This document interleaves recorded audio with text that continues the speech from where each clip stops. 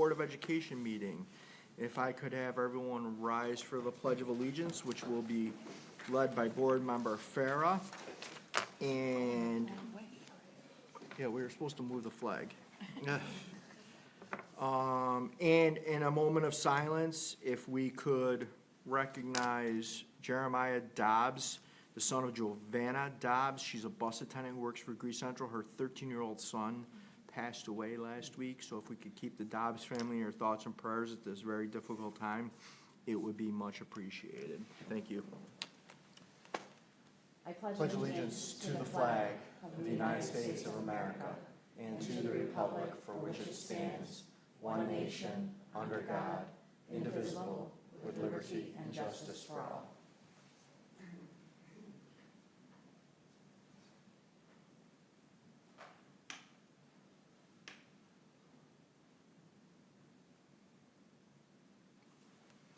Thank you.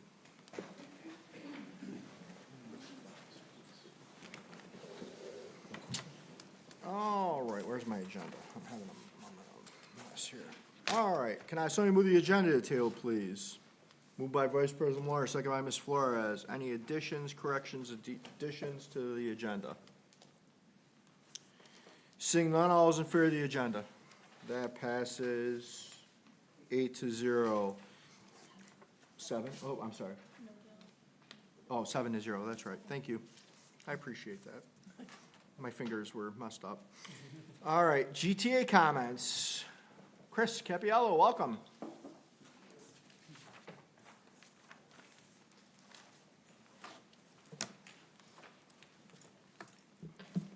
Good evening.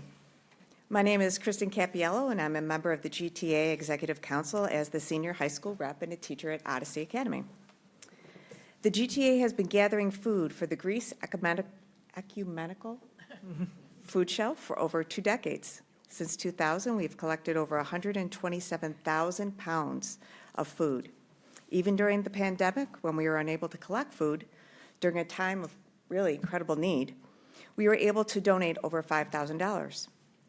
Because of that success, we now collect both food and monetary donations yearly, and the generosity of our members, along with the Greece Central School District community, we were able to, over the past 2 years, not only provide the food, but we also gave $1,000 each year for the past 2 years towards that as well. Greece Teachers Association wants to sincerely thank everyone who helped support the food shelf. And as we're moving towards spring, many exciting events are on the horizon. We will be sharing GTA scholarship winners soon. Traditionally, one student from each of the 4 high schools will receive a scholarship to be applied towards a major in education.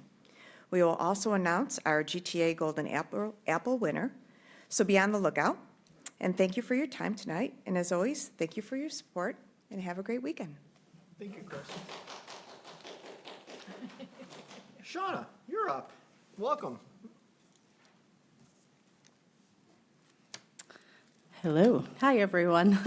My name is Shauna Sweet, and I'm the Director of Multilingual Education, and I'm happy to provide some updates on behalf of GASA this evening. I'll be talking about our department initiatives, especially as we collaborate with other departments, and also our district's events for Black History Month. So I'll first share some updates from our department, and I'm going to align them to the REACH strategic plan. So for Ignite Learning, our K-8 ENL teachers have been hard at work discovering how to ignite learning for our Ls, or English language learners, with the ARC core curriculum. We partnered with American Reading Company for a full-day training on using ERLA with multilingual learners and ARC core coaching tips. As we prepare for next year, we will work on aligning ENL instruction with the linguistic demands for the next generation ELA standards and the advanced literacies, which includes classroom discussion to support language and literacy development. So one thing we know is that oral language, or listening and speaking, serves as the foundation for reading and writing, so we want to make sure our multilingual learners are talking. For our bilingual program at English Village, we're working with American Reading Company to begin planning our instructional frameworks for the fall. And of course, we can't forget our 7 through 12 teachers of Italian, Spanish, and ASL. Been participating in a lot of professional learning, and we're in the research recommendation phase to align our curriculum to the revised standards. And we're really excited to hopefully roll out new curriculum next year that's more relevant and engaging for our students. So cultivate trust. We have been working hard on this with our multilingual parents and families. Our department has grown to include bilingual parent coordinators to support families across the district in Spanish, Arabic, Vietnamese, Russian, and Ukrainian. We continue to offer our ENL Family Program, where we welcome families to learn more about a variety of topics related to school in the United States, such as supporting their child with literacy and academic skills, connecting them to community and district resources, such as English classes and public libraries. Our Latino Family Program has just kicked off, where we're working with Spanish-speaking families to promote vocabulary and literacy development for parents and their preschool-age children. Most importantly, we're providing an opportunity for them to have a positive relationship with the school district, and we're grateful to our community schools team and English Village administrators for their support with the program. Then finally, we have a multilingual parent advisory committee that's looking towards supporting language access across the district, and we've been able to have many of our documents translated, such as vaccination letters, attendance letters, food service documents, and even the parent perception survey. And then for expanding opportunities, we're working on this in a lot of ways. We're proud to share that we're on track to exceed our goals for exceeding Seal of Biliteracy earners in the district. We currently have 57 applicants, so that's 10 more than our goal. We're hoping to achieve that. Our newcomer program at Olympia is bustling and doing a great job helping newly arrived students from all across the district adjust to school in the U.S. So I want you to look at the photo on the bottom right of the students looking out the window. So that shows that special moment where our newcomers are seeing snow for the very first time. As an ENL teacher, it's an exciting day always. Our SIFE program at Athena for high school students with limited or interrupted education is thriving thanks to the dedication of the ENL teachers and Principal Flagler. The program uses state resources specially designed to provide foundation for academic learning, math and literacy skills as measured by the ERLA. And our youngest multilingual learners, this year we've been able to collaborate with Julie Parsons to provide direct support for preschool students who speak other languages at home and working with the staff at the Early Learning Center. And then I just wanted to recognize that we're proud of our 4th grade student Gita from Buckman Heights, who won a statewide writing contest for ELS. That's thanks to administrators Reeves and Giuliano for their very strong support of our ENL program model. Then, just want to highlight a few ways that we celebrated Black History Month in our schools. So one point of pride was the celebrations for our 135 early recognition Black scholars in our high schools. Each campus organized a school event for this achievement with students and their families. Also, Long Ridge and Olympia hosted a combined Black History Month celebration with Sankofa African dance, and our little ones at the Early Learning Center had a lively drumming assembly with Mayukwa from Building Families First. This part gets really exciting. We're excited to welcome Adasa to the Greece Central School District. Adasa is a bilingual Afro-Latino actress and singer who plays Dolores in Disney's hit movie Encanto. She started her day at Arcadia High School, speaking to theater students from the award-winning musical The Addams Family. After that, Adasa visited English Village, where she answered questions from the students and entertained them by singing "We Don't Talk About Bruno." Here she is in a picture with the famous bilingual book vending machine. And she ended with a visit to Patty Hill to learn more about their students' leadership habits in recognition of the school's Leader in Me Lighthouse status.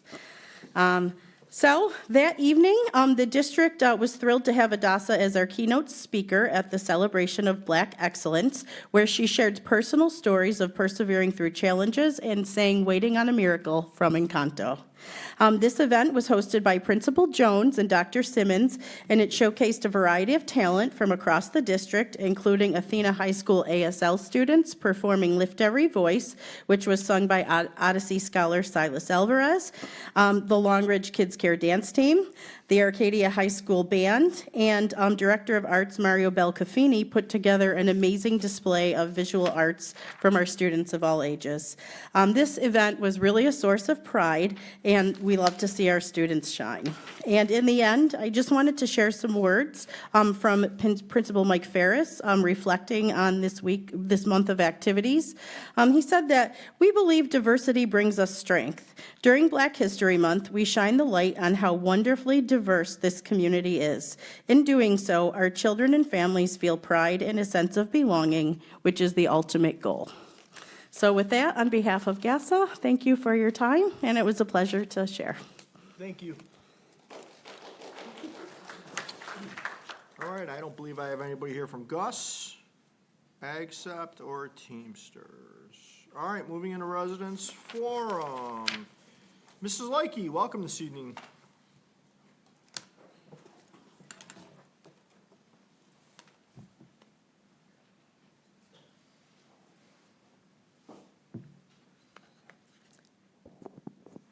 Part 4 of 4 parts.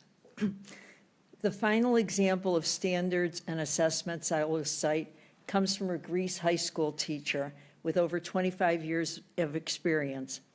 I was incredulous to learn that students could not be given a grade under 55% for the first 2 marking periods, regardless of their attendance or quality of work.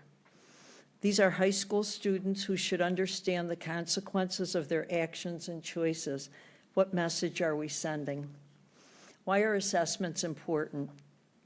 They measure what students should know and be able to do. Good assessments are critical and every bit as important as curriculum content. They provide accountability for each person involved, from the student and parent to the teacher and superintendent. There should be an independent department answerable only to the school board, tasked with evaluating assessments and determining how well they measure student achievement and predict success beyond graduation. Even if the state education department decides to eliminate or make Regents exams optional, districts should develop their own rigorous assessments. Expectations for academic success and acceptable behavior should be crystal clear to all parties, and consistent and fair consequences for infractions applied to everyone. Learning cannot take place without a safe, orderly environment. The best we can provide students is the wisdom of the ages, at least a basic understanding of all disciplines, and the real history of our country and Constitution. Required behaviors must command respect for all and civil discourse at all times, on buses as well as in school, in halls and bathrooms as well as in classrooms and cafeteria. We must allow all students to compete for the best our country has to offer. Thank you. Thank you, Mrs. Likey. Mrs. Kelly, Leslie Kelly. Good evening, welcome.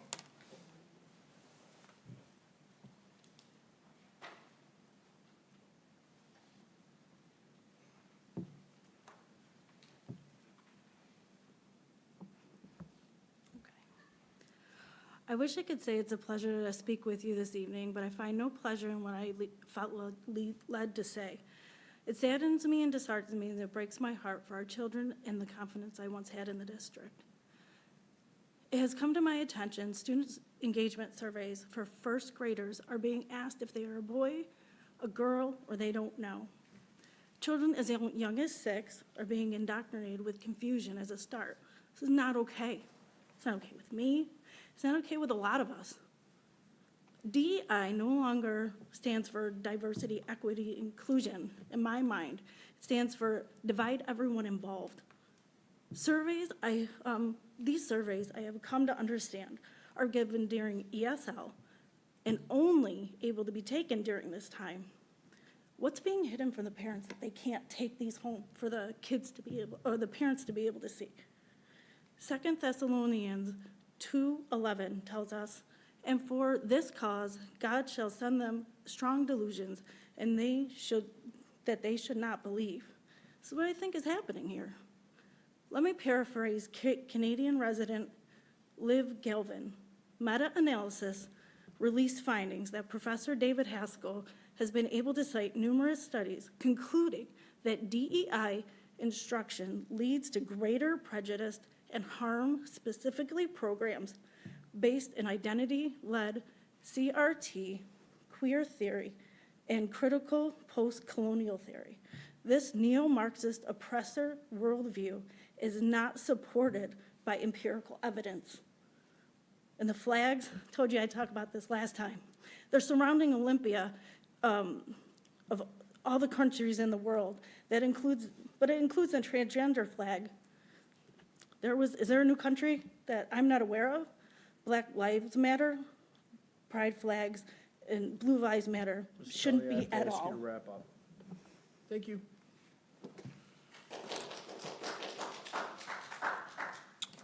Ms. Pepps, you're up. Welcome back.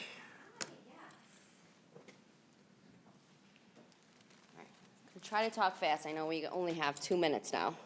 Okay. Some of you already know, but I pulled both of my kids from school in January. And it wasn't because I had the urgent urge to homeschool 2 teenagers while working 2 jobs. It was because I didn't have a choice. You can no longer keep my kids safe physically or mentally. You have prioritized feelings over learning, daily SEL lessons, and restorative circles, which arguably, I know, made everything worse. The fighting issue is no surprise, and there's fights daily, which led to holds in places. I had my daughter keep track, and on average, you're losing about 2 hours of precious learning instruction every week due to these holds in places. The second biggest issue is the vaping and drug use. And let's be clear, these kids run the schools. Administration has no control whatsoever. Everyone is either vaping or has their weed pens. There are some students with their own Instagram pages that tell you what they sell at school. I've seen them. Pregnancy test and Plan Bs are the normal find in the girls' garbages. It's disgusting, but that's what both my kids think is normal. That's not normal. When I used to pick my kids up after school, as soon as I stepped on premise, I would think I just arrived on set to a kiddie porn with 6th and 7th graders wearing crop tops and half shirts or nothing but a bra to school. But yet again, my daughters think that that's normal. When I questioned the code of conduct, I was told you're trying to be equitable for all. Love that word. I can promise you, half shirts and full shirts, they cost the same. There's no difference. And I would have hoped we as adults would have want to make our children strive for more than looking to be in the next Cardi B music video. Changing directions. My 10th grade daughter, who was in AP English, has no idea how to write an essay. What? Your time is up. My 10th grader has no idea how to write an essay, and that's absolutely terrifying to me because all of these kids are going to graduate with an 8th grade education. Thank you, Mrs. Pepps. No. So the gonna fact cut that your she mic. doesn't know how to write an I'm gonna essay cut your mic. in a sophomore, And we're gonna stop I had a videoing. teacher with a noun, verb, and Ms. Pepps, adverb. I'm gonna ask you to stop. All right, I'm trying to be nice. I'm trying to learn from my experiences. Thank you. You are welcome to come back any other time. And then 2 minutes, that's not fair. Thank you.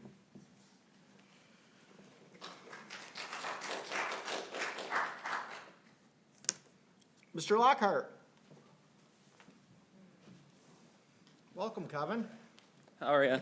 I'm a Greece Athena 2010 alumni. The school. I'll start your clock over. Mr. Lockhart, I apologize. No, we're no worries. We're good. I'm sorry.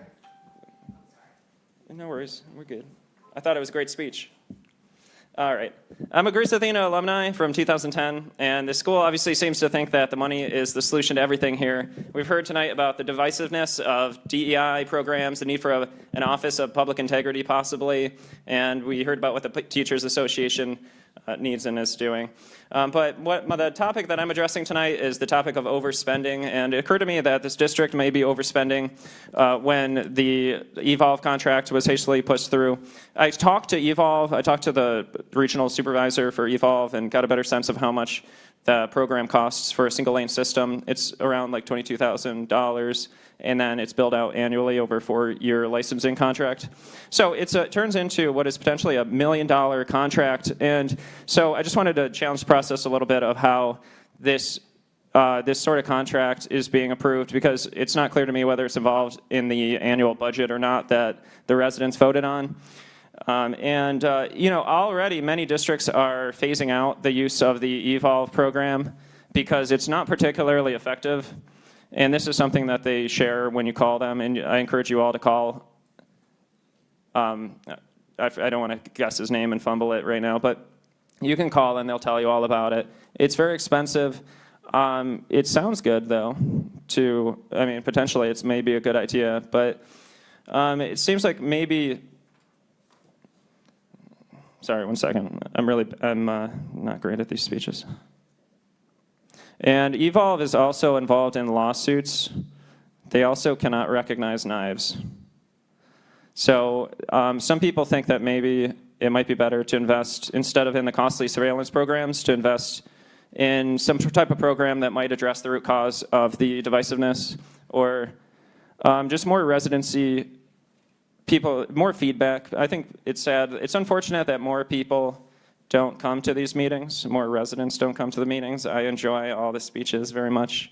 I have a great time. Time's up. Thank you.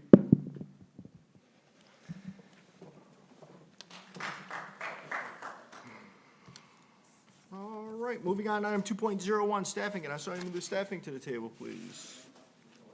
Moved by Ms. Flores, seconded by Mr. Butler. Any comments, questions, or concerns on staffing? Seeing none, all those in favor? That passes 7-0. Item 2.01, GTA MOA's additional FTEs. Can I have Sony move that to the table, please? Moved by Vice President Malora, seconded by Dr. Trewick. Any comments, questions, concerns on those? Seeing none, all those in favor? That passes 7-0. Moving on, 4.01, recruitment, hiring, and retention presentation. Superintendent Groutman. Yes, I will begin just by referencing the fact I got back from Albany today after being there for our state conference with superintendents from around New York.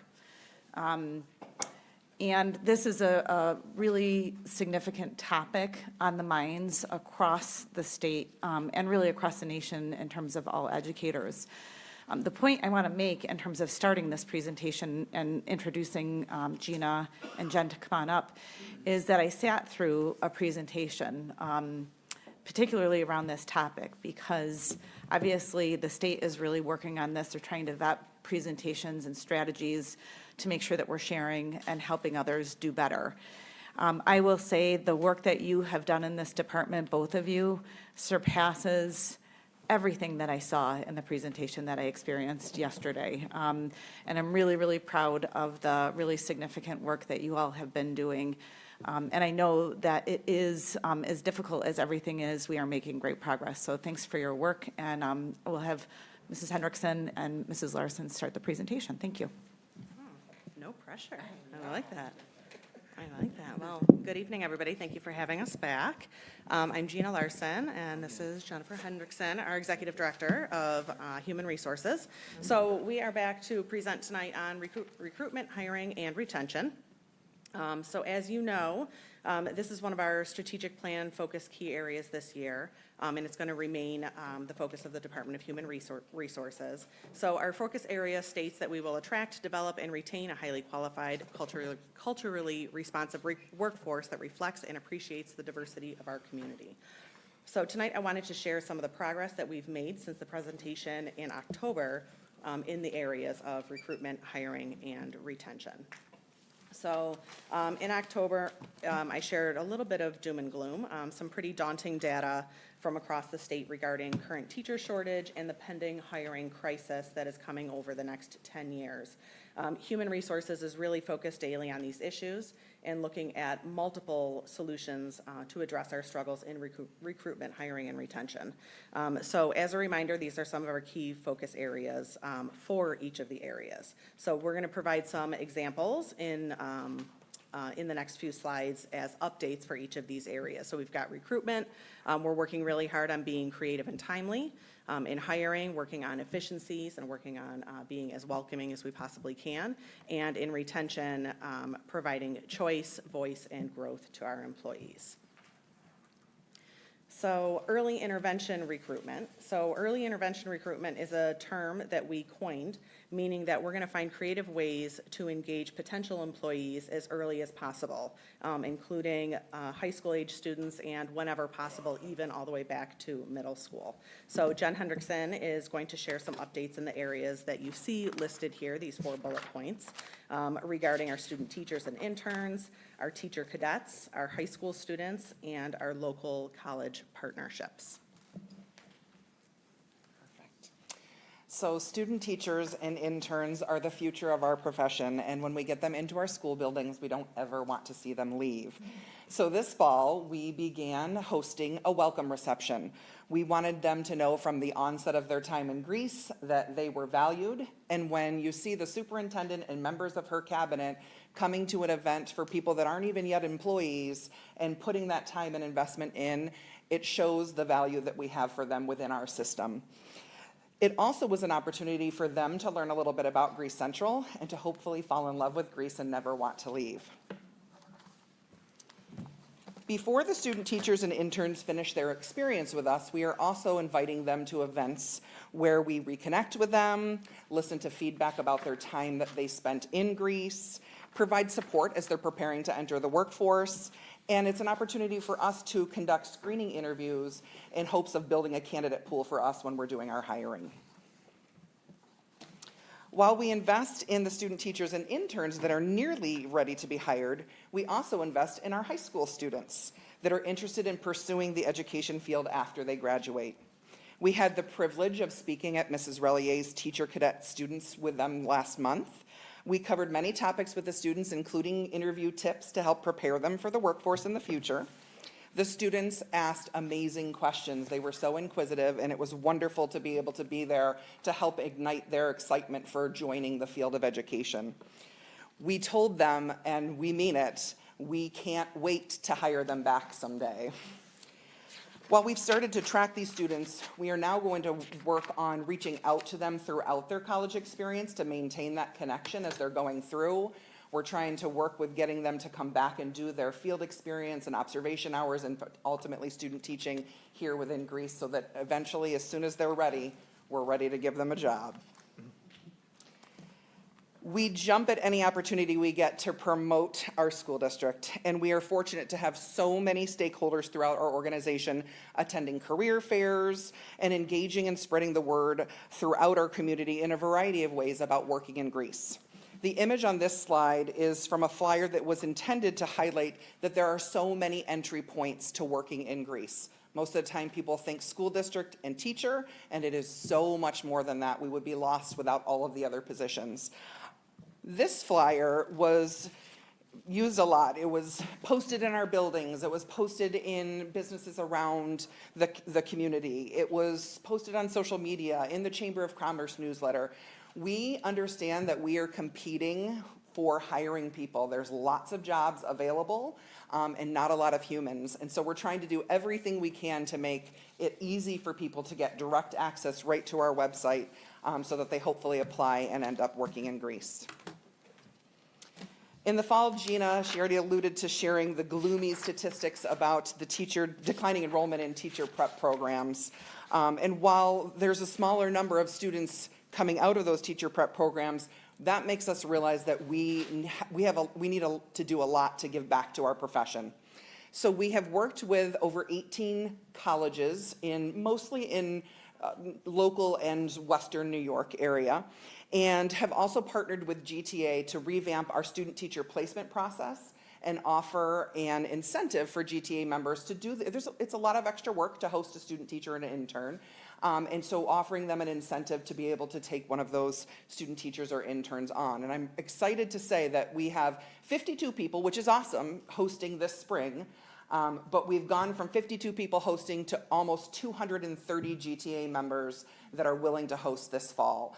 So the colleges are incredibly excited. It's kind of reignited our partnership with them. And as I said, those are our future employees. So we want them to come here first and fall in love with Greece instead of ending up in another school district. In the area of screening and hiring, we're continuing to work on our efficient and welcoming practices. Specifically, we've created several screening tools for our hiring events. They're all aligned with our strategic framework and the positions that we're interviewing for.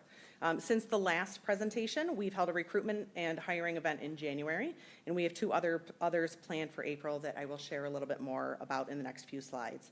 Additionally, we have several administrators outside of human resources that are going to be attending events this spring at Roberts, Nazareth, Brockport, and the Syracuse area for recruitment.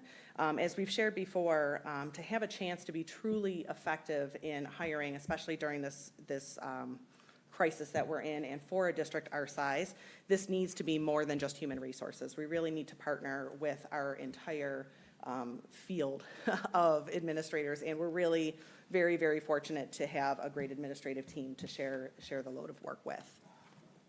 So in January, we held the Student Support Services recruitment event. It was right here in this room, and we looked to hire one-to-one aides, teaching assistants, and other building-based student support positions. At the event, we had the support of district and building administrators, parents, and human resources. This is a flyer that we shared at the event to highlight the opportunities for growth that exist within Greece and our rich contracts, especially with the use of tuition reimbursement. Like Jen said before, we always like to highlight that there are many different entry points, not only into Greece, but then once you're here, there's lots of opportunities to grow within. And once you're in a position, those opportunities to grow don't necessarily have to come at a huge cost to you. While you're working, there are lots of benefits under the contracts that we have negotiated for you. So lots of great opportunities here. One other thing that we like to do at all of our hiring events is we like to have additional flyers on hand.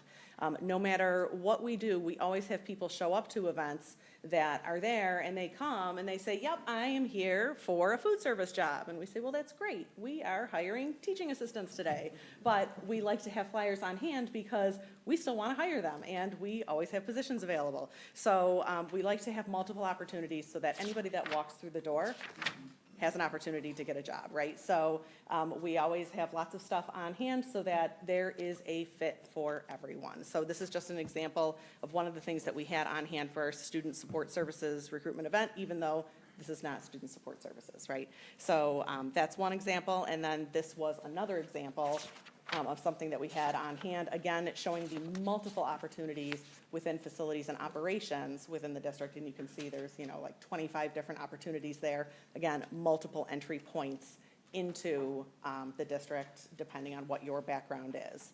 And I just want to point out, we have shown several different flyers tonight. I did not create any of them. Every single one of those has been created either by Jen or by Julie Riley, our Assistant Director in Human Resources. So two very talented individuals who have really helped just propel us forward in the area of promoting the department. So I give them a ton of credit for a lot of the work that has occurred this year. And another event that is coming up in April that we are super excited about is our GTA hiring event. So this flyer is from last year.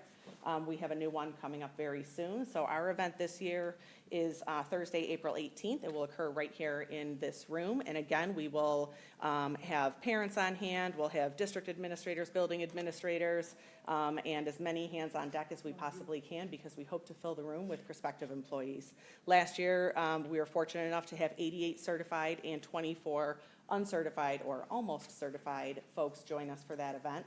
It was the most humans that we had seen the entire year, and it really set us up to be prepared for hiring season and to really hire for this year. So it was a very successful event. We hope to have that happen again this year. We'll also be attending the Western New York Recruitment Fair in Niagara Falls this April. This is the first time since COVID that it's in person, which is amazing. So Jen and I will be attending that, and we're very excited to hopefully recruit some people that are willing to relocate to the area. Rochester has not quite caught up. They're taking this year off, but hopefully next year we'll have one here that's in person as well. And in the area of staff retention, I noted this last time as well. This top portion comes right from LinkedIn. So research shows that employees who are a good culture fit have greater job satisfaction, superior job performance, and are more likely to stay with the company. So this is something that we really try to work really hard on. We want to make sure that we are keeping the good employees that we have. We want to make sure that we are listening to them, we are giving them choice, and that we show growth opportunities for them within our system so that they want to stick around, they want to stay with us. So the work of reviewing and assessing our hiring practices and support structures will always be a focus area of ours. It's the first impression that we have for prospective employees, so we want to make sure we do that. We use the voice of our current employees to help us with those practices. The stay interview process is growing, and we're actually looking now to expand it to the non-instructional side so that we're including the leaders that aren't necessarily, that didn't grow up with us through the leadership process, to make sure that we're expanding it to all of our employees.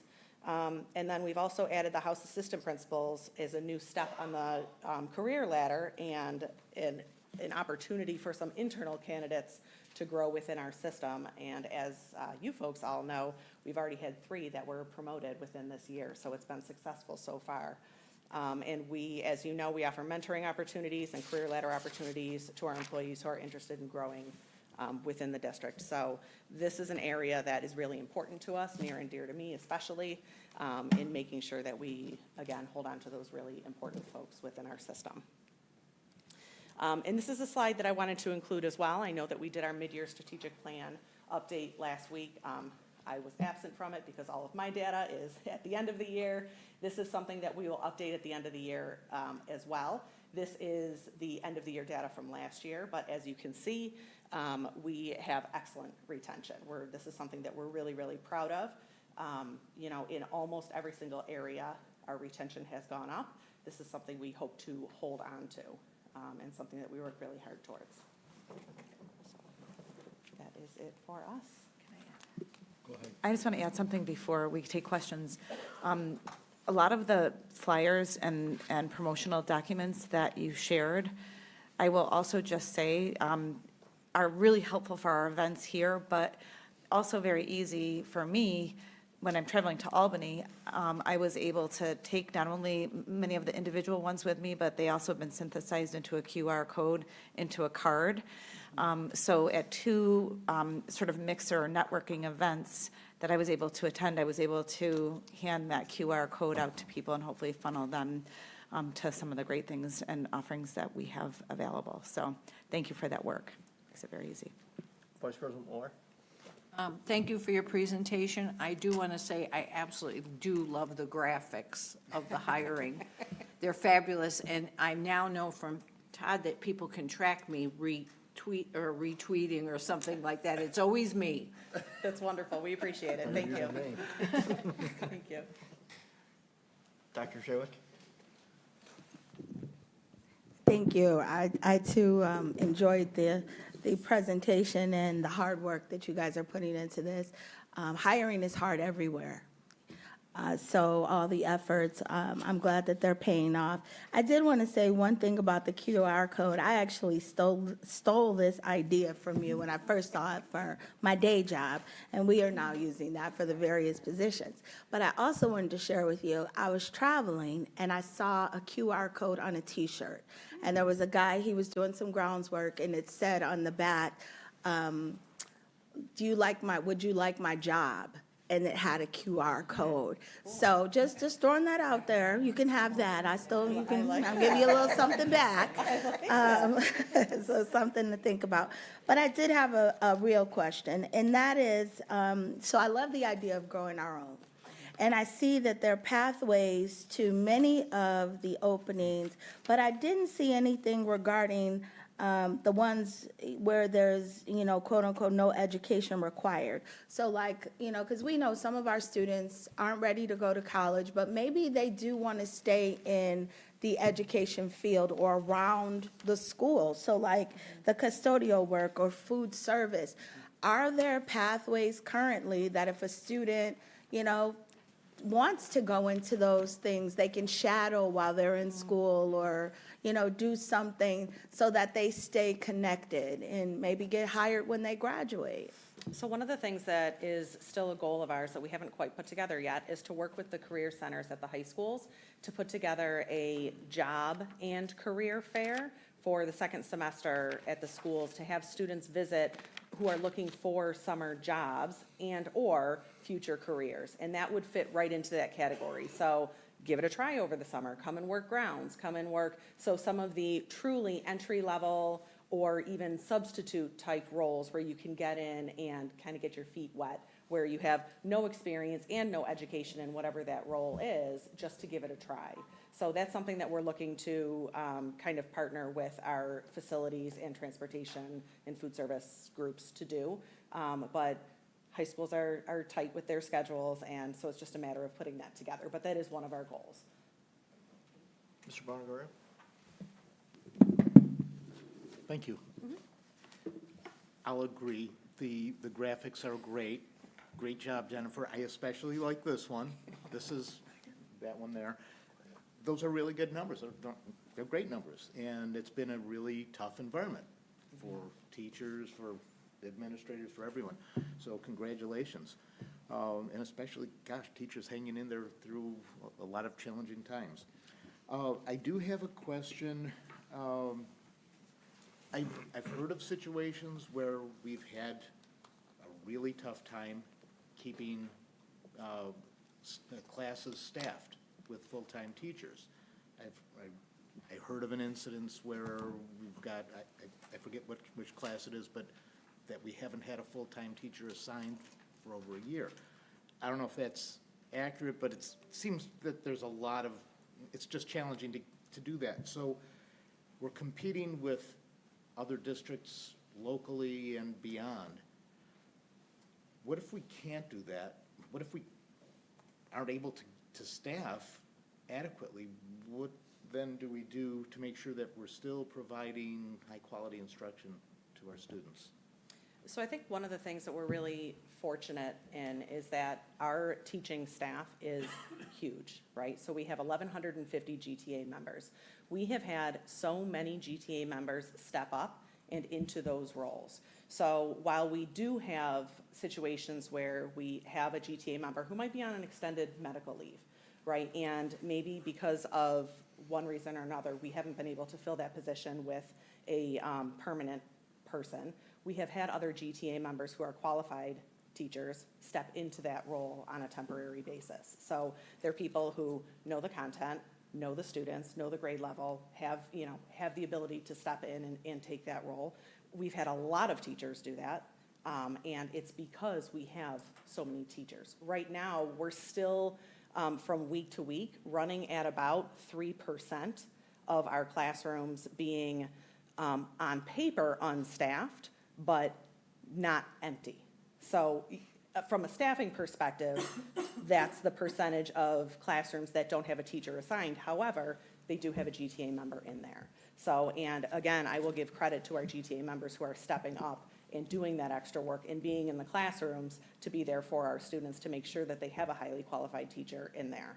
Now, it does make us concerned for the extra hours and extra work that they're putting in, which is why we're doing all these extra events and making sure that we're working extra hard to get people in more permanently. But we are fortunate that we have such a huge staff that we can call on for that support. So those stories do exist. There are places where we have gaps, but our teachers have stepped up and made sure that those gaps don't exist for more than a day or so. Thank you. You're welcome. Mrs. Farah? Thank you, Gina. This is kind of a follow-up to Mark. I mean, could we get to the point, I know we kind of hit on this, could we get to the point where our teachers are looking more like instructors in a room with these students versus teaching their core subjects. I mean, I know that we're trying to use these teachers in other classes, and you kind of hit on this. I just don't want to see us, and I don't know, I mean, I know we're working on it, but I would hate to see that, you know, we've seen a lot of resignations, we've seen a lot of retirements. I just don't want to see us get into the fact that the profession was to teach your kids. It's an art form. This is, some of these teachers, when they teach, I mean, I can recall a teacher, he dressed up as a carrot. We were learning all about horticulture. I don't want to lose the teaching aspect, so I just want to make that as a comment versus going into instructors. And I can see that that's kind of where we're headed, and I just don't know if that's going to be working well for that. So I just want to leave that there, but thank you for this. Superintendent Groutman? I do want to point out, so I appreciate your answer and the point around the size of our staff. I want to point out that there are really significant concerns in my mind around future, because at some point, when we look at the way we've been able to do this with people stepping up and teaching an additional section of science, for example, that's very helpful. My concerns there are still around burnout, because it's an additional class that a teacher is now having to teach. And then at some point, that well will dry up. And when you look at that combined with the research and the data coming out of the local universities in terms of who's graduating with what certifications, and then our New York State's very sort of arrogant stance around teacher certification and reciprocity, there are some significant issues that require and will require advocacy, and not necessarily lowering the bar in terms of who can be a teacher, but looking at some ways of getting highly qualified people. And I would encourage our board, and I would encourage our community to really start to understand that, because this is a long-term issue that is very concerning. Dr. Freewick? Just one other question. So we're talking a lot about, the incoming, growing from within, and, student teachers, and, making them, reinforcing our workforce that way. But have we done anything around, and I don't even know if that's what the logistics would be, around retired teachers? I'm just thinking, like, my mother-in-law worked for the city school district for over 40 years. And there was a time where, and she took a buyout, but there was a time where they brought her back, and she taught a few classes. I don't know how that worked with, but I was just wondering, had we thought about that, if it gets to that point, like to Kathy's point, the future, right? How do we shore that up? And also the second thought, which is way out there, but, AI. What does that look like for us, as we rise to some of these challenges? So just asking.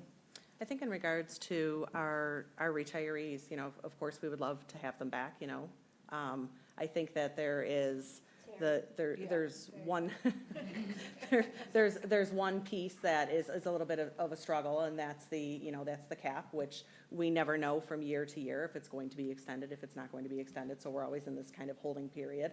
But that is certainly something that we have considered as an opportunity, and something that we will look into with the teachers union. So that is certainly a consideration. As far as AI goes, I know that Tom Mariano and his team, that's something that they are looking into every single day, and what we can possibly do with that looking forward in the future. And I just want to comment to Kathy's point. I think that, in preparing for my presentation in October, I think I shared when I was looking at my data that I was really disappointed in where New York's stats fell as compared to the other states. And as New York has rolled out all of these residency programs, which sounded great on paper to begin with, I truly believe that they have fallen short. So in terms of advocacy from this board and from boards across the state, I think you're going to hear districts begging for more advocacy, because to say that they've fallen short is an extreme understatement. We need help. We need help. If there are people who want to become teachers as a first career or second career, and they want to find a creative way to do it, we need to be able to partner with the state to get that done. And what they have come out with is just not going to do it. So we need their help. So. Mr. Butler? Well, I think your point about advocacy is made stronger with a presentation like you just gave here. I mean, no one can say that you are not doing everything you can to plug every hole in the funnel of people, from whether it's students that have expressed some interest and keeping in touch with them over their college careers. I mean, those are really impressive things that we're able to find the resource to do. And so to hear that we're doing all that and it's still not enough, it gives credence to the idea that there's some structural change that's needed. So We appreciate that. yeah. Mr. Bonagoro? I just want to make a comment regarding AI as a possible solution. There may be instances where it can be used effectively, but teachers inspire, teachers care, and teachers are heroes. So a machine is never going to do that. Certainly AI would never replace the human. I But know where but I you do are on believe that there are efficiencies, and I think even teachers who have chosen to utilize even bits and pieces, they would say the same thing. But there's responsibility with it. There's so much. It's such a large world that most people, including myself, haven't even dipped a toe in yet. But I agree. They're never going to replace the wonderful people we have in our classrooms, and nor should they. I just have two quick things. Regarding Dr. Trawick's comment on the cap, isn't it as part of the governor's budget to extend it again 1 year, like in this year's budget, correct? If I'm, I think it expires in June, but I'm not 100% that I don't think she proposed it, but I believe they've been talking to legislative. yeah, I think maybe it's gonna be in the legislative budget that I saw it, that it's coming. All right. There's been a call for permanently. Yeah, that's one of the things. Period, I think, in the legislative process. Thank you. And then just in the retention rate slide, does this include like retirements, or do you? Retirements don't count for or against. That's what I was. They're taken out. Because I was gonna say that could swing it. Retirements, significantly. promotions, Okay. and, That was my follow-up. Thank you very much. thank you. All right, moving on to the athletics update. Superintendent Groutman. Yeah, so I'm going to have Mr. Istis and Mr. Lapani come on up and give us an update. We've had, just ending, a pretty successful winter season. But I would also just say, so we look forward to those updates. But I guess I would also just provide that larger frame around the work that we're doing around engagement, creating a welcoming environment, trying to get kids connected into school, and how much we know athletics really helps with that. So we appreciate the work that you've been doing. And again, when we look at this presentation, there's some really great news in terms of engagement that we can celebrate. So thanks for being here. Well, thank you. And it's always an honor and pleasure. It's nice to see everybody. And this is my colleague, Ray Estes. I'm Anthony Lapani. And we're going to go through a few slides and give you an update on athletics today. So we're really excited because we've received a tremendous amount of support in Greece. Ray and I walked in the door together 3 years ago, and we've just had so many, I would say, initiatives and opportunities to expand our programming, starting from our new fitness centers at all 3 schools to the 14 teams that we've added between the 3 schools in the course of the 3 years. And the primary reason for the addition of those teams is the feedback that we received from the student bodies, basically saying to us, these are the things that we'd like to do. And it is a lot of work to add teams. There's a lot of resources to add teams. But Ray and I are extremely proud of where we started and where we are currently and in the direction we're headed. In addition to that, one of the keys to the success is the modified program. And the majority of those teams have been added at that level, which is really good for future years because we want participation, we want students engaged in opportunities in grades 7, 8, and 9 as quickly as possible. And once we get the students hooked on an extracurricular activity, whether it's the arts, music, athletics, we have an opportunity to really do some outstanding work with the students. And it's, we've all been there as student athletes ourselves, or whatever passion you have in education, whatever it is, you have those moments in your career where you really enjoy being around a certain coach, or you enjoy being around a certain teacher in the music department, or you enjoy being around a certain teacher in the art department. And, you know, that's our job. That's our duty as educators. So we're really proud of the opportunities we provided our students over the past 3 years. A couple of interesting challenges that we've experienced this year. One in particular that I know caught the board's attention on a random Thursday night when we had sectionals. But ticket prices in Section 5 have increased, and there are reasons for that, specifically the overhead that goes along with running sectional events. We really did a nice job advocating for our community, and because of our advocacy, and this was, I would say, immediately after the fall, because of Greece's advocacy and some other school districts around the county, Section 5 is taking a really hard look at potentially providing an alternative opportunity for families to afford sectional events and come up with some sort of price reduction. We don't know what that would be yet. I will say that we just competed in, I'm looking at my notes here, we just competed in 4 different sectional events. We hosted 3 of those, and we did a nice job of communicating to our public, our coaches did, and we didn't run into any issues with the $7.30 that we asked people to pay when they came in the door, but we didn't feel good about it. So that's one of the challenges that we've navigated through this year. And looking ahead, Ray and I are going to continue to listen, not only to our students, but our teachers, our educators, members of the community, and once we feel that an activity, an opportunity in the interscholastic world is starting to grab some traction, we listen, we see if it's feasible, we do our homework, and we're going to continue to try to add, because the more kids that are doing things, the more kids that are doing things, and that's better for their academic performance, and that's better for their overall welfare. So as Tony mentioned, we're responding to a lot of student interest, and we're listening, we're learning, and we're constantly evaluating what makes the most sense as we move forward. This year, we're very proud at Olympia and Odyssey to be adding a new varsity girls flag football team. Very exciting. We modeled what we saw at Athena Arcadia last year with their varsity teams. It was very successful. We evaluated this year, and we saw a lot of kids knocking on our door for that same opportunity, which is fantastic. Arcadia and Athena are both starting modified teams for girls flag football as well, 7th grade through 9th grade.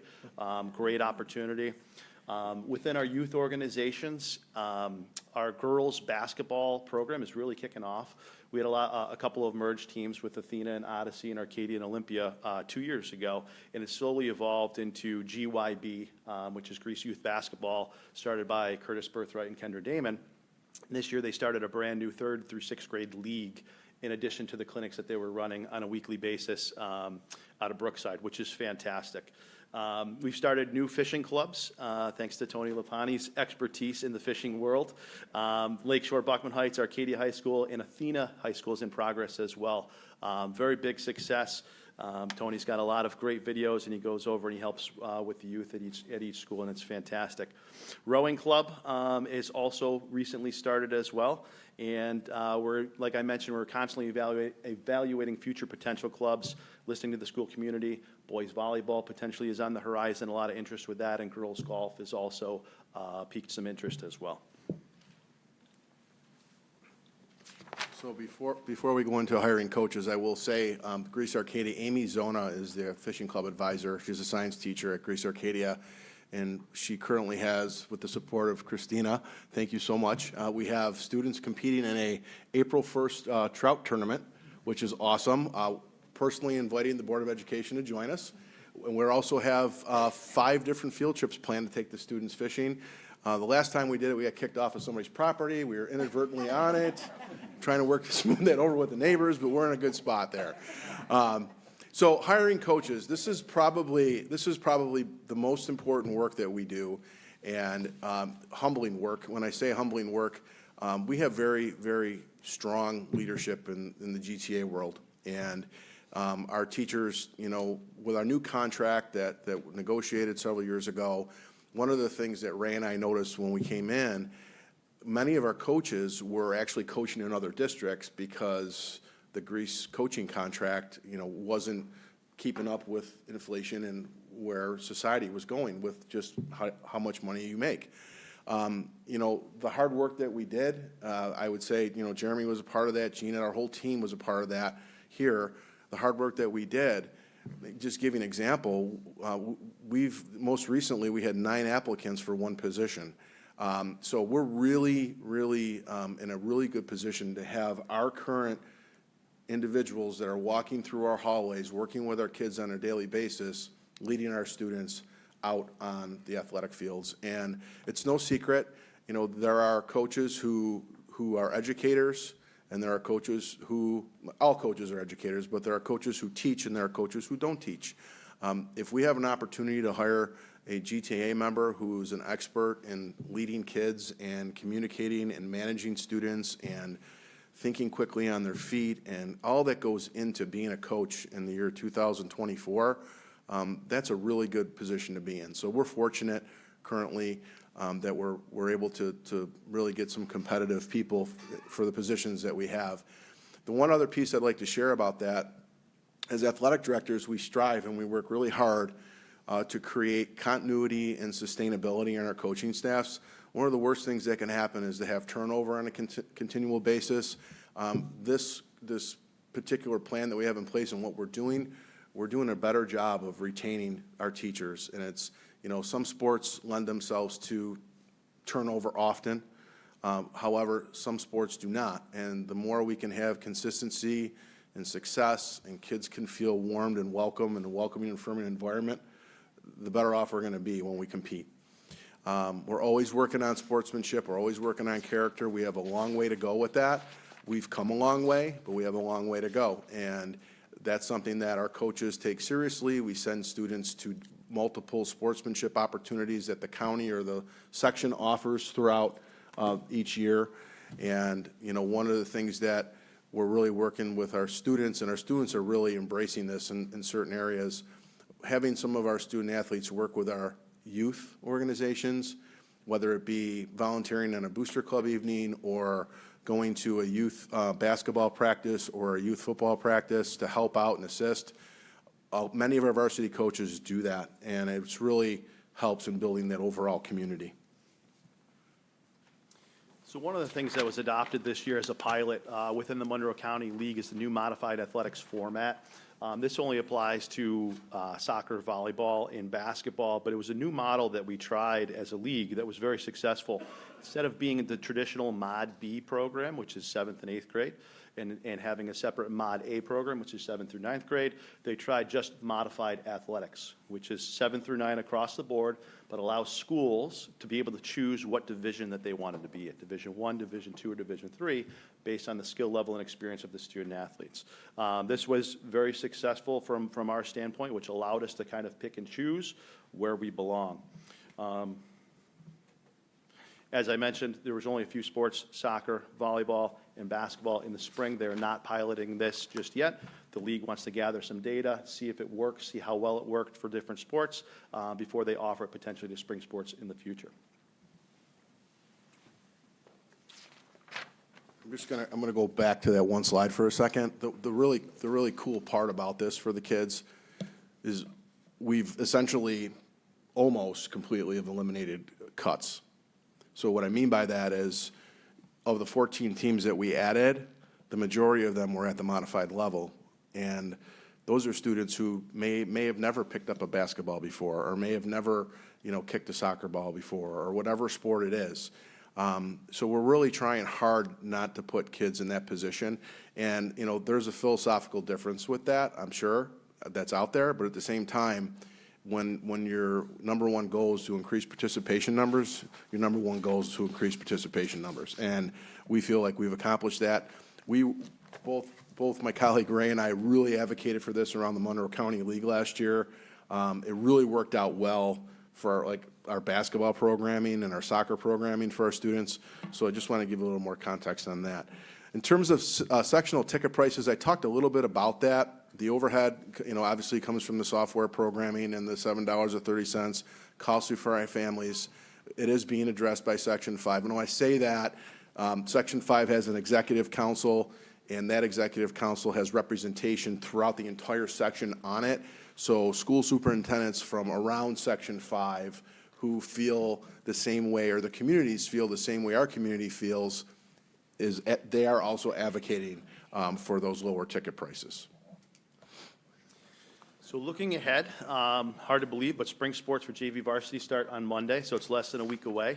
Modified sports start on the 25th, right before spring break. Fall sports have a little bit of a later start this year. They start on August 26th, as approved by New York State. And we're going to continue to offer free camps this summer, which is a fantastic opportunity for our kindergartners all the way up through our juniors in high school to really participate, try something new, come out, work with our coaches and work with our community to really help build that participation. And we're really excited about that. We're continuing to partner with youth groups and develop different youth groups.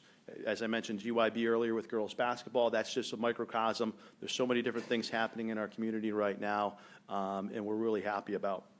Signing day ceremony is coming up on June 6th in the GPAC, which basically is all of our student athletes who are competing at the collegiate level.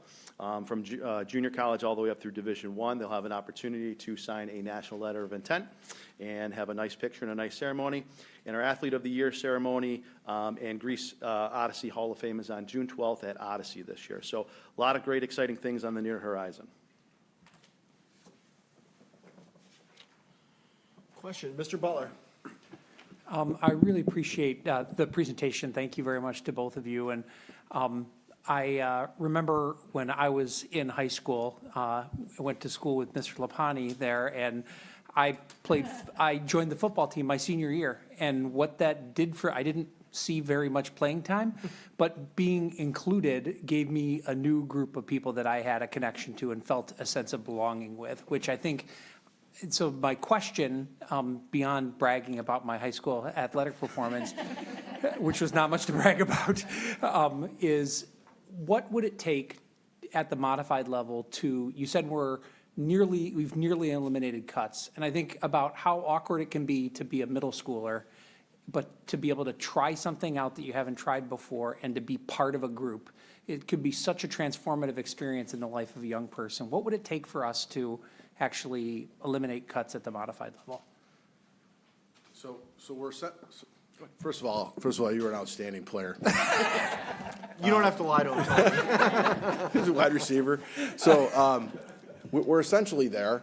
Part of it is teaching our coaches who've been doing things a certain way for a very long time. Mm-hmm. You referenced 1988. So in 1988, many of us experienced this. If you were getting cut from a team, there was a list on the wall, Yep. and you had to be that person like, oh no, Mm-hmm. and that was the 80s, right? So now we make sure that our coaches are making a phone call Mm-hmm. and pulling students in quietly if we have to go there. So I'll give you a perfect example. So this modified football situation, everybody approved one team for the schools, like that, which is phenomenal. If 65 kids come to the door, okay, I got a reputation of knocking on Janine's door, but if 65 kids come to because only 7 kids play flag football at a time. It's not 11 v 11. It's 7 versus 7. We might be doing that. So anytime and we try to get ahead of the numbers, Todd, as much as we can. But the X factor is we don't know how many kids are going to come out. We're trying to assess, and we'll do our very best to add a team before we have to go down the road of making a cut. Thank you. Mm-hmm. Vice President Lohr. I'm not talking about flag football, but thank you. I also was bothered by the Section 5 costs. And I also want to share with you that it took my daughter and I over an hour and a half on Saturday through Ticketmaster, where we both had accounts, to get tickets to go to the basketball game.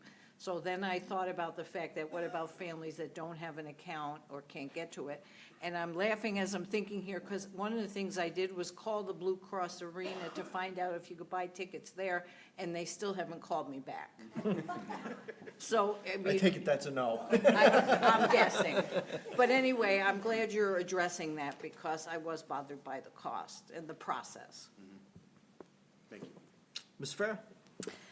Thank you guys for doing this. So I just wanted to put a little plug out there. I happen to read my board packets out loud when I'm at home, and my son overheard this where it said they were doing a new girls' youth basketball for 3rd to 6th grade. So I just want to put a little plug in there. I can actually field half a team on my own. So boys' basketball it is. Ms. Flores? So for the modified, I have a question, and I apologize if I just don't know this answer, but what about the sixth graders? Why are the sixth graders not able to participate within the modified teams? Yeah, it's a great question. We get asked that all the time. And I think the biggest opportunity is with our sixth graders, to be honest. And that's why we've tried to do a lot of clubs and camps to incorporate sixth grade. The New York State Public High School Athletic Association is only 7th through 12th grade. We did hear word last year, maybe it was 2 years ago now, that potentially in the future, they might be looking to expand to sixth graders. And it would be probably about a 5-year process before that actually happened. Insurance, there's a lot of dominoes that need to take place, before that actually happens. But something that we're looking towards, we just want to create more opportunities for kids to participate, but 100% agree. And one additional piece to that, a perfect example. So our girls' volleyball program at Greece Athena, last year, which was another beautiful thing about the contract, we had 6 coaches run an introductory youth volleyball clinic, and over the course of 6 weeks in the spring at Greece Athena, our participation numbers were significant in the 50 range, and that helped us add another team for modified volleyball this past year. So there's the opportunities there for coaches to run, a 5th or 6th grade club / extramural opportunity, and we're starting to trend in that direction. It's just a matter of getting more momentum. But it is a confusion here in Greece when we get calls all the time about 6th graders wanting to play middle school, and the confusing part is because it's 6-8. So parents think, well, hey, my kid's going to 6th grade, so and then we have to tell them, no, I'm sorry. So it's always a tough conversation to have, but once we tell them it's basically the rules we have to follow, it works out, so. Dr. Freilich. So first, a comment, I appreciate you guys doing the presentation, and, I'm grateful for the program that we have here, grateful for the energy that both of you brought. If it wasn't for sports kept my 2 kids connected, and I hope that it will keep the 3rd child connected as well. So 2 points. We've talked about this before, and this is the merch. On the weekend, I'm a walking billboard for things that I love. I love Greece sports. I want to wear merch. I want a store where I can go and get all things Greece sports. Not Tops, not Wegmans. I hope I don't get in trouble for saying this. Not Target. But where we are reaping the benefits, and I can go. I know you guys had identified some online resources. Thank you for sharing those. But I'd like to, if there are any updates on a centralized location. The second thing I brought up, and I'd like just an update if you have it, is where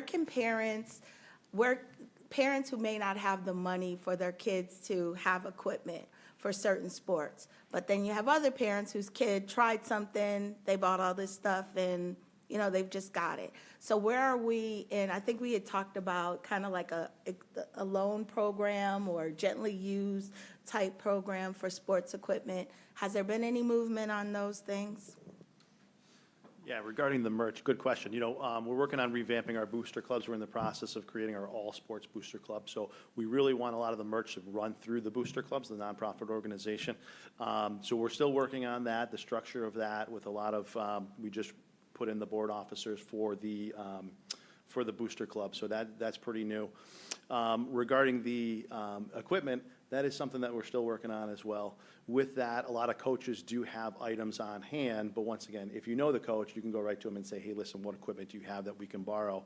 But if you're a younger student, if you're in kindergarten or 1st grade, you might not have that opportunity. Some phys ed teachers do have stuff on hand as well where they could potentially borrow certain items as well.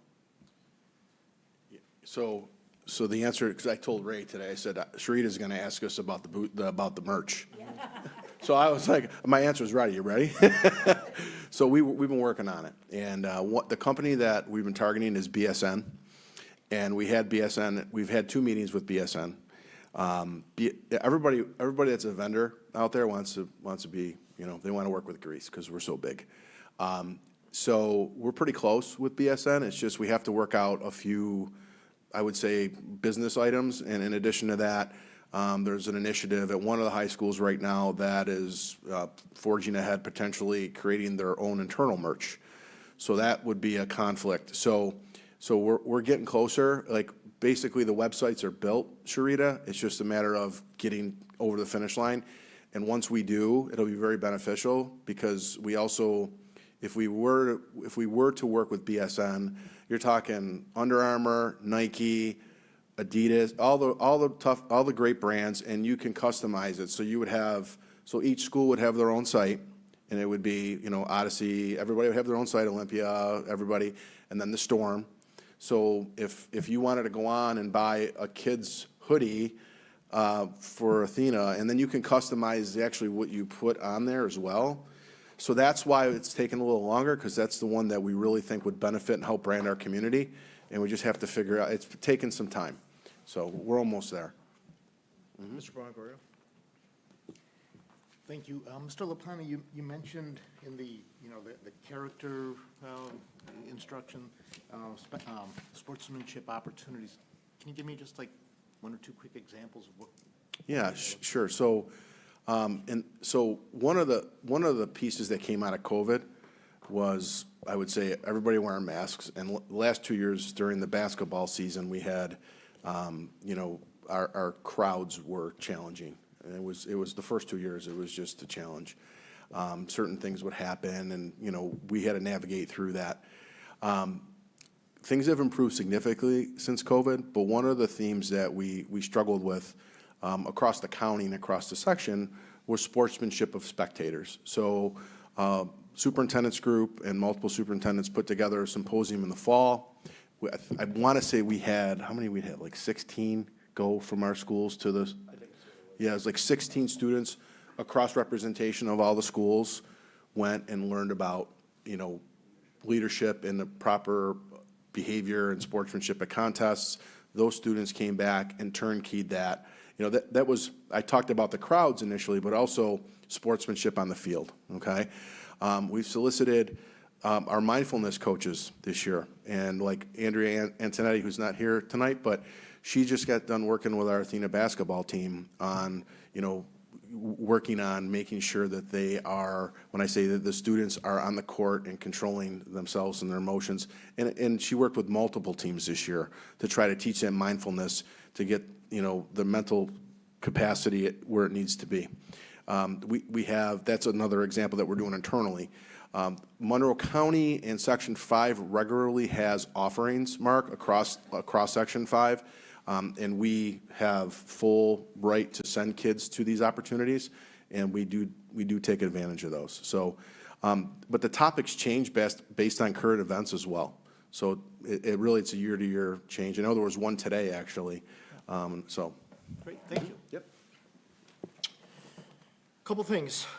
Flag football, I'm impressed. I remember when we talked about this years ago to see how far you guys have brought this program and the schools have brought this program. It's truly an accomplishment. You two should be very proud of it. I know I am, as a board member, very proud of that. Fishing club.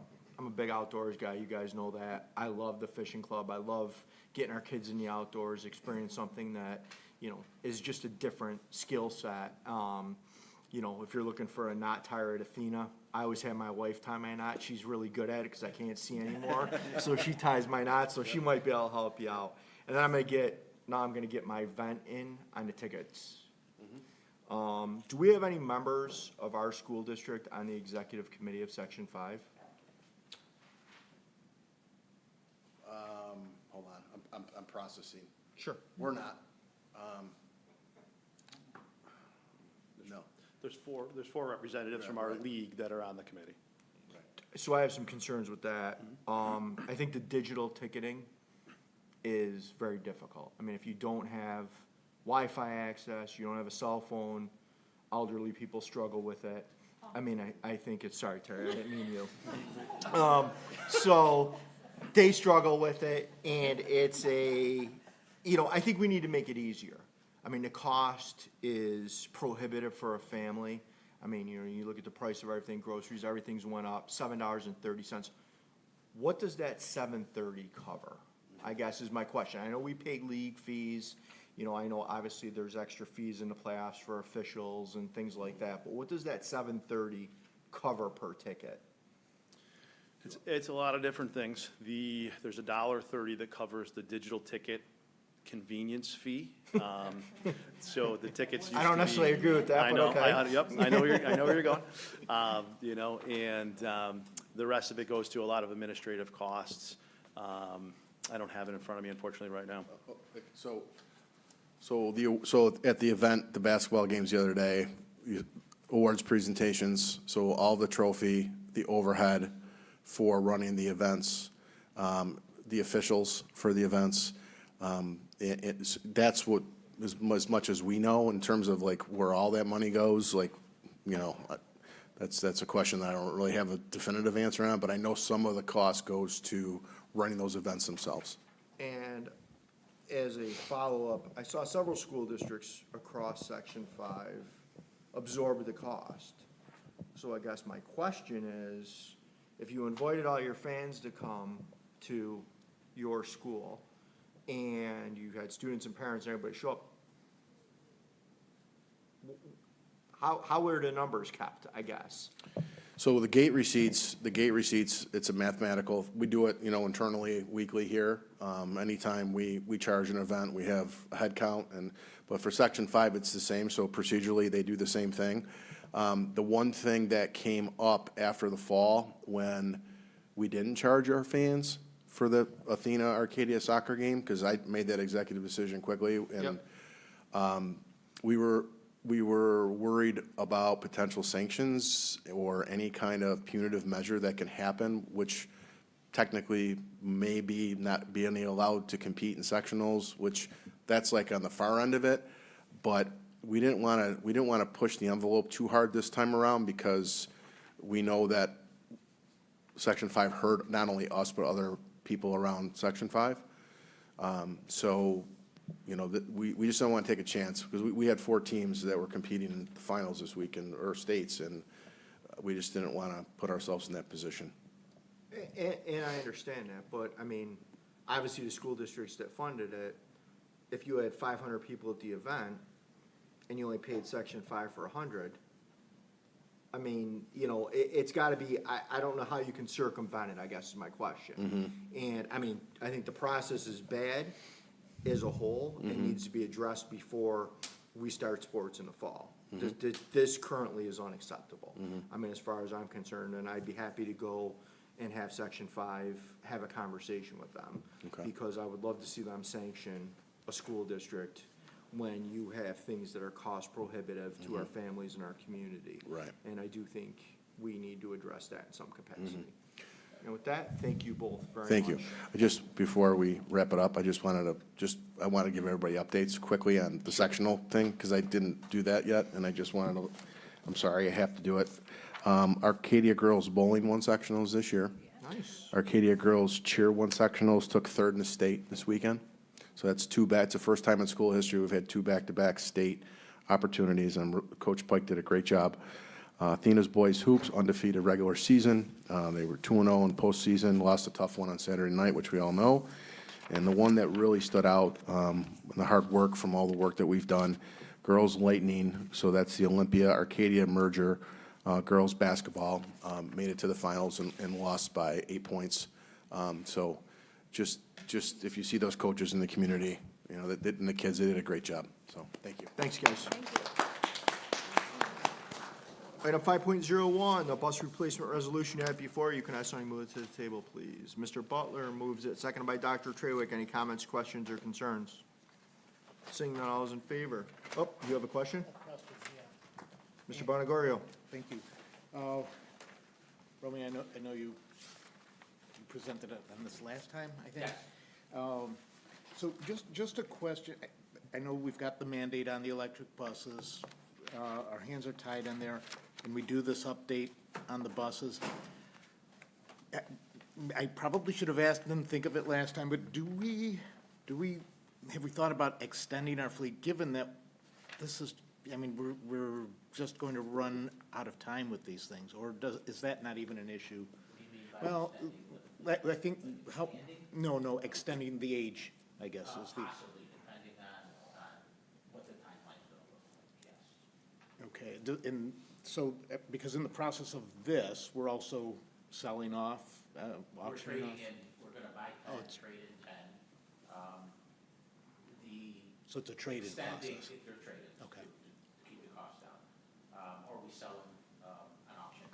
Okay. To try to get more funds for them than the trade-in would give us. Okay. The electric bus mandate will automatically extend the useful life of a bus, because they will go to 12 years for state aid instead of 5. So Okay. that'll naturally do it. In the interim, if we had to, we could. I think after this purchase, everything we will have is gonna be basically 2017 or newer. So if we had to run those for 3 or 4 more years, we could do it. But we generally trade them in at either 8 to 10 years, or when they start to get around 120,000 miles, they start to become a maintenance cost issue. Yeah, So we okay. turn them over at that point. Thank you. Any other questions? Ms. Farah? Thank you. Just one quick question. It looks as if, according to this resolution, the proposed proposition, this is going to cost a little bit over 1 million, and we're looking to take about 500,000 out of the reserve funds. But a little bit later, it says, "but shall be raised by the levy of the tax to be collected in annual installments." So are we looking to raise the levy in order to get the No. rest of that? The proposition is written that way, so it's broad enough that if something occurred, we didn't have to come back to the board for another resolution. So although it's an option in there that you can, but the board has authorized it, we have never done that. And we won't, because we will use the reserve withdrawal to offset the local share that would have gone to the tax levy. And that's the way we've done it every year since I've been here. But we're just putting that in there just in case, so. It's a general resolution that most districts use in order to fit circumstances should they change. It allows, it gives the authority to do it if you needed to, yes. Okay, thank you. We do not. Any other questions? Seeing none, all is in favor? That passes 7-0. Moving on to 6.01, anticipated bids. It's written information only. Does anybody have any questions? Mrs. Farah? Yes, I had actually followed up with this. I was just looking if you can give us a little bit more information regarding the interscholastic sports supplies that we're looking to do? Kind of what they are. Yes, what, We looked into this. They're literally supplies for football, soccer, volleyball. They're nets, basketballs, mouth guards, tennis balls, scorebooks. Literally supplies to run those sports for each season. perfect, thank you. It's an annual. Any other questions? All right, moving on to consent agenda tonight. Somebody move that to the table, please. Moved by Ms. Flora, second by Ms. Farah. Any comments, questions, or concerns on this? Ms. Farah? Yes, on the consent agenda, we're at budget transfer 7.02. Can you give us a little bit more information regarding, you're looking to take $100,000 from the one account for health insurance, and you're looking to put it into a different account for materials and maintenance building. Can you provide more information on that? Sure. So, I guess I'll start at healthcare, why come out of healthcare? So we budget contingency funds within healthcare for a couple different reasons.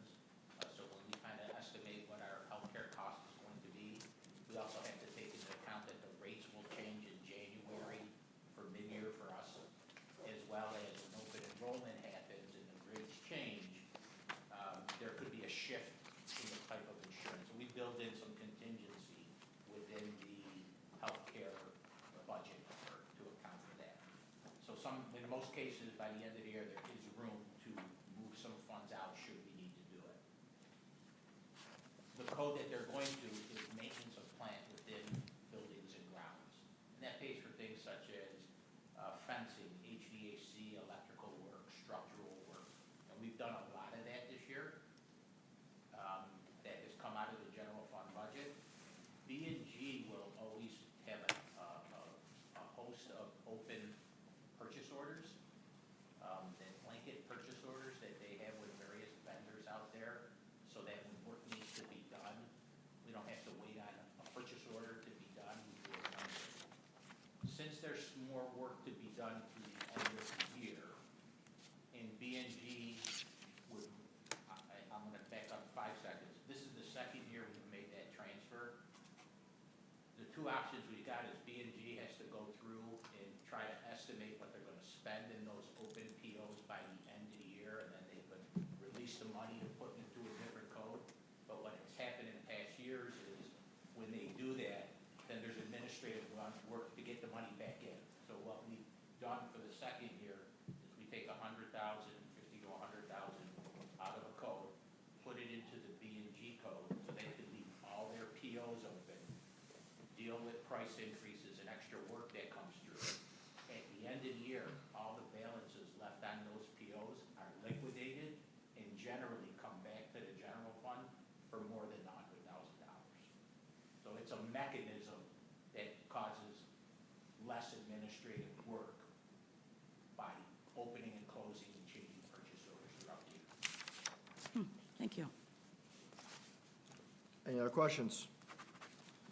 I would just like to thank the extra classroom funds at Odyssey, Athena, and Olympia for the donations they made to their various dances and to the musical Grease. And I would like to thank the Grease Teachers Association for their donation to the retirement celebration we have at the end of the year. Moving on, all those in favor? Any opposed? That passes 7-0. Moving on to 8.01, a 24-25 school calendar. Can I somebody move that to the table, please? Moved by Dr. Traywick, seconded by Ms. Flores. Comments, questions, concerns? Seeing none, all is in favor. That passes 7-0, excuse me. Moving on to board member comments. Does anybody have any board member comments? Mr. Bonagoro. I'm going to just start with, I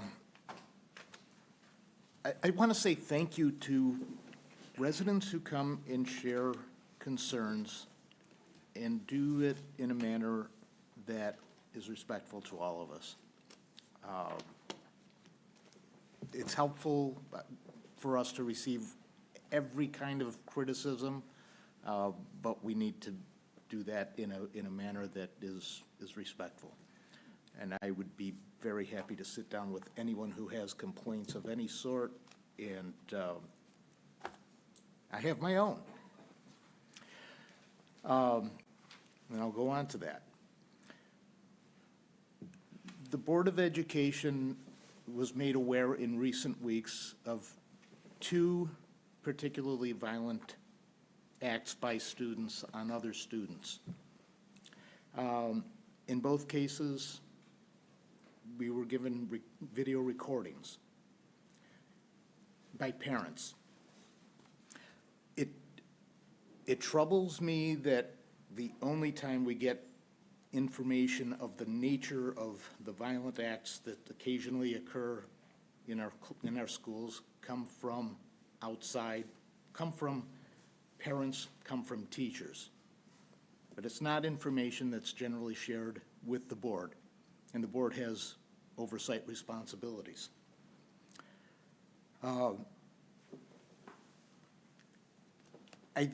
Having seen these, they're deeply troubling.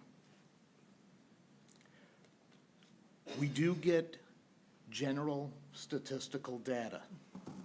It's clean and it's emotionless. It doesn't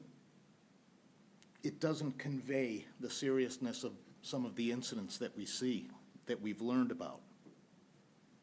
Imagine if we never saw the George Floyd video. Imagine if that were merely a statistical data point. I'm calling on the board to request timely notification of such events with sufficient information to make us more keenly aware of the environment that our students and teachers live, or learn, and work in. I appreciate that we're going to have some discussions about those things, and I intend to follow up on it. Thank you. Dr. Traywick. So I wasn't going to make a comment, but I'm glad that Mr. Bonagorio made his comment, because I also would like to say something. So Yes, the board is made aware sometimes by parents of things that happen. And I would like to say to parents, generally, when you send an email to the board, our policy is, you send it to all of us, we all get it. But we have a policy where we have one spokesperson. And what happens is when people send emails to all of us, and I won't speak for everyone, but I know for me, I have been approached on several occasions and asked, why didn't you respond to my email? So what I would like to put out there is to explain to parents how our process works. We have one spokesperson, and that is Sean McCabe, our president. That doesn't mean that we don't talk about it, that we have intense discussions about the things that we receive. And it is very hard sometimes not to respond, again, speaking for myself, but because because we have an order, because we have rules, and this is what we agreed to when we signed up to be board members, he is our spokesperson. So I want parents to know it's not that they're being ignored, but this is the way the policy works. Much like when you come for Residents Forum. Many people would like to engage us in a dialogue. And probably many of us up here would love to talk back and have a dialogue. But we have respect, we have order, and we have a procedure. And that is residents have their say. We then, have the opportunity to talk about it in our different executive sessions, our retreats, emails, meetings afterwards. So your voices don't go unheard. There are a lot of things that happen behind the scenes you have no idea about. But because of the way that the system is set up, and we all agreed that we would abide by this, I think sometimes it looks like we're not doing anything. We don't hear the things that come to us. And so I just wanted to put that out there since Mr. Bonagorio opened the door, not to comment on, what you said particularly, but I often think to myself, I wish parents knew how it worked. And the reason they get one response from the president is because this is the way the board is set up. And the reason we don't engage in Residents Forum is because these are the rules that we've all agreed to abide by. But we pow it out. We have conversations, we send emails, we send texts, we talk on Saturdays, Sundays. Maybe not as much as some would like, but just know that your concerns don't fall on deaf ears. So that's it. Thanks. Ms. Flores. I want to give a shout out there for all of the students who are currently participating in all the musicals that you guys are seeing in all the schools. They're putting in a tremendous amount of hard work with all the teachers and the cast and the crew and the parents that are volunteering and everything that goes into making these productions a success. So I'd like to say congratulations to all of those people who are involved. And it's one more thing that brings our kids to school every day. So I'm excited about that. March 9th is our Spring Family Fest. I do want to give a shout out there. A community schools group continues to work really hard. As you all can see, you live in this community just like the rest of us do.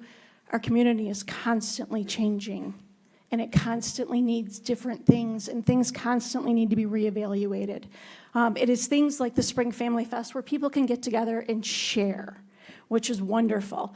One of the schools that I represent, English Village, one of the parents, they had a parent forum recently, and one of the things that the parent forum came out with is the parents asked to have picnic tables put outside so that they could meet and talk and be able to share different things that are going on with their experiences with their kids.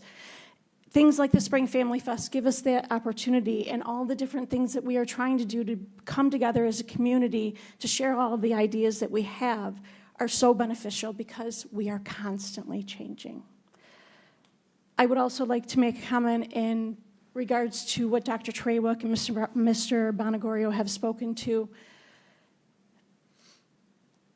It's important for me sometimes to remember, as the things that are brought before us, that I am a volunteer and I am an elected official.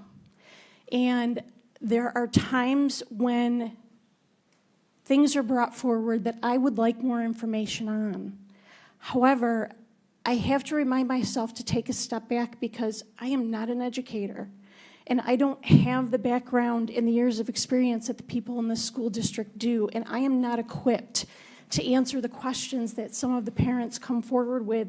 As Dr. Trawick has said, I do hear from parents, and I do the same thing that Dr. Trawick does, and the same thing that I have to do in the own company that I work for during the day. I have a chain of command that I have to follow.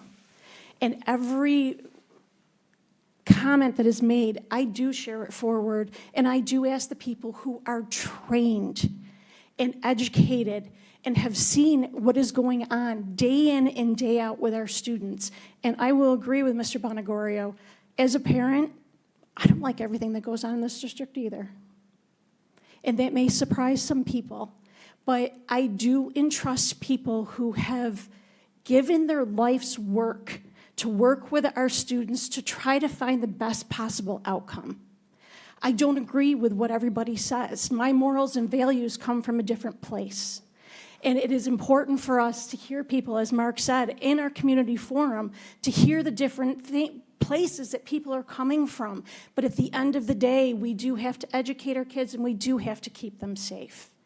So at any given moment, as Dr. Trawick said, we talk as a board constantly, and we are 9 very different members. We are 1/9 of one vote. And we all approach this board differently. Some of us have kids, some of us have older students that are no longer in the district. But the one important thing that brings us all together is everybody that sits on the board and everybody that works for the school community cares about the students and families that are in this community. And we do the best job that we can with what we have to work with. And again, as I've already said, things are constantly changing. Nothing in this district will ever be perfect. But I have to say, I look at the effort that is made day in and day out in all of these school buildings and the things that the people who actually work for this district have to deal with day in and day out. And I'm really thankful. And I do think that my kids are getting a good education. And something that Dr. Trawick said at another meeting, I don't know if it was a year or two ago, was sometimes it's what you put into it. Sometimes I recognize when I don't necessarily like something, I think to myself, you know what, as a parent, I need to put something more into that. I need to make a phone call to my school or say something or do something different to voice my opinion on that.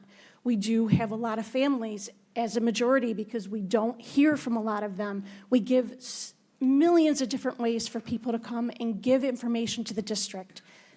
There's a lot of people we don't hear from, and we do the best job that we can to represent them.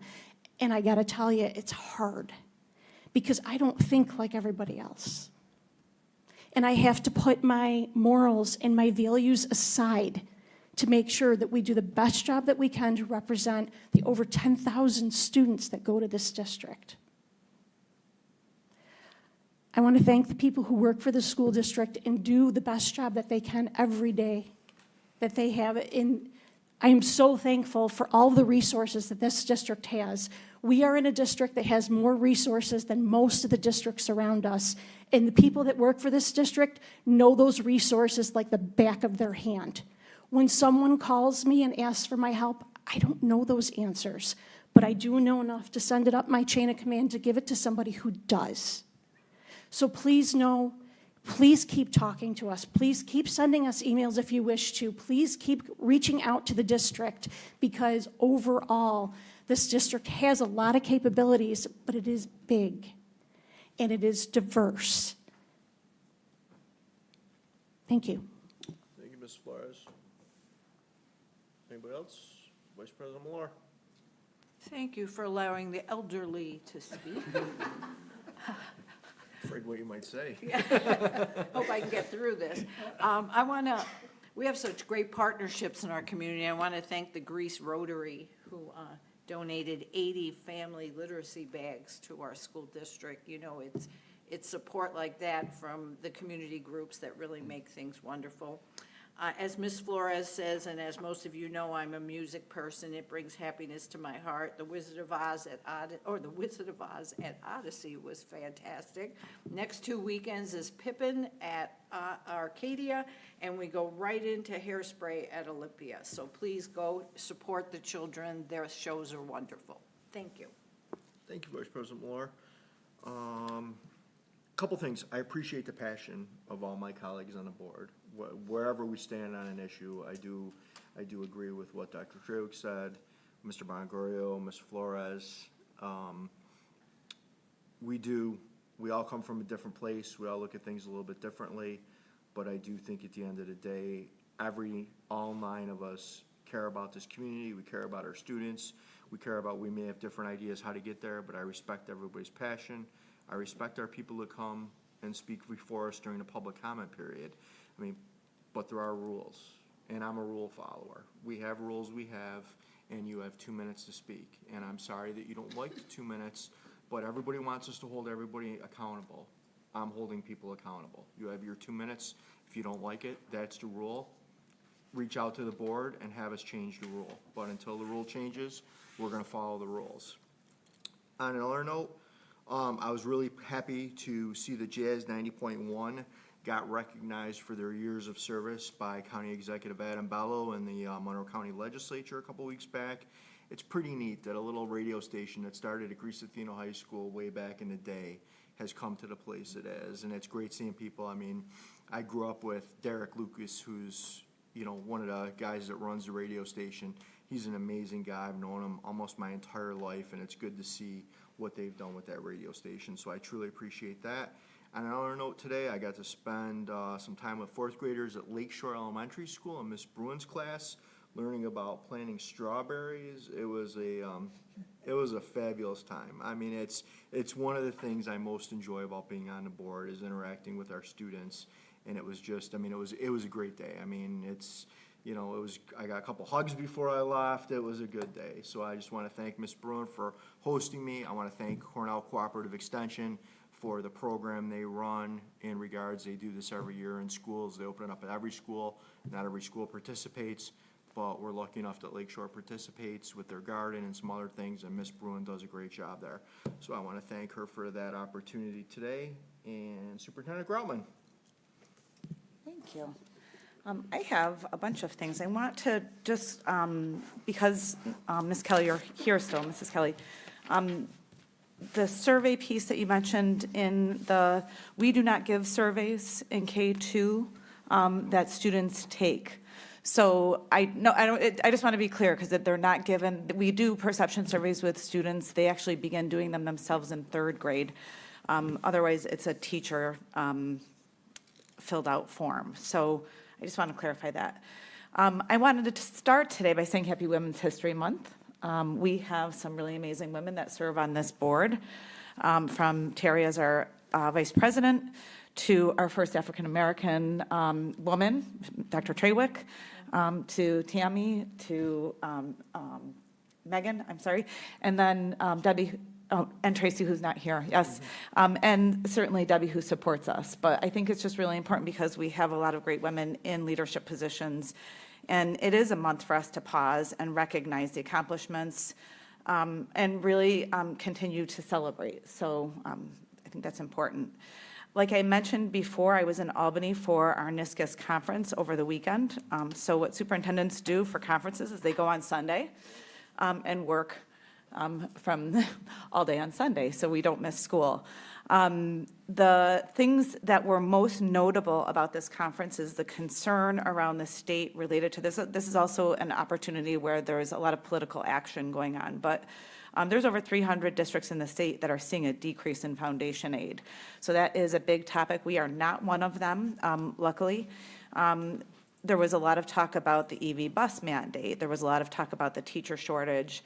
And then I think the piece that I wanted to talk a little bit about and make a thank you is there was advocacy going on in terms of people meeting with politicians. One thing that I'm really grateful for is we have a good relationship with a lot of the folks right here that represent us. Our Our president, Sean McCabe, and I were able to meet with Jeremy Cooney, particularly about our concerns related to the EV bus mandate. So rather than march in Albany, I can actually call him and he will meet with us, which is very appreciated. And we were able to provide him a great deal of information around the concerns and barriers that we are facing. So that's just continued work.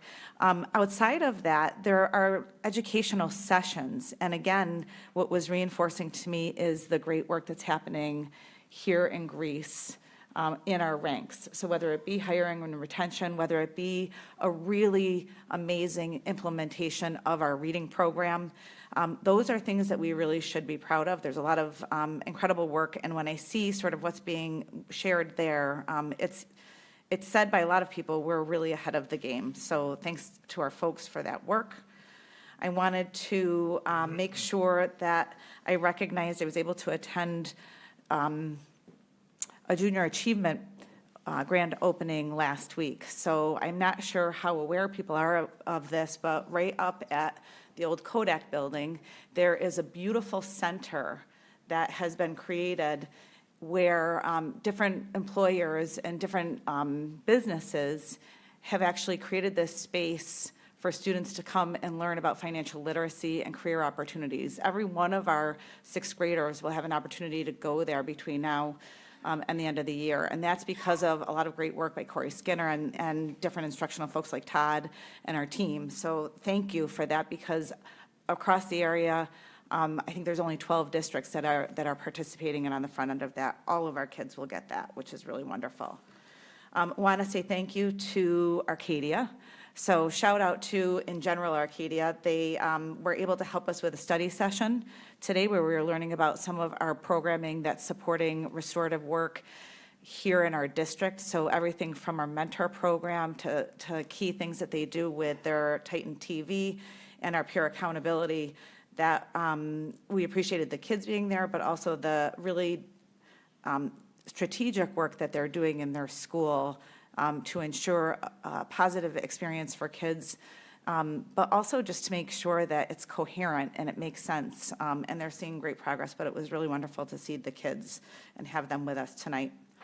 And lastly, I would say congratulations to our athletic teams. Like Tony mentioned, we've had some really nice success between bowling, the Arcadia Olympia girls basketball team, our boys at Athena basketball team, and Arcadia cheer. Really incredible.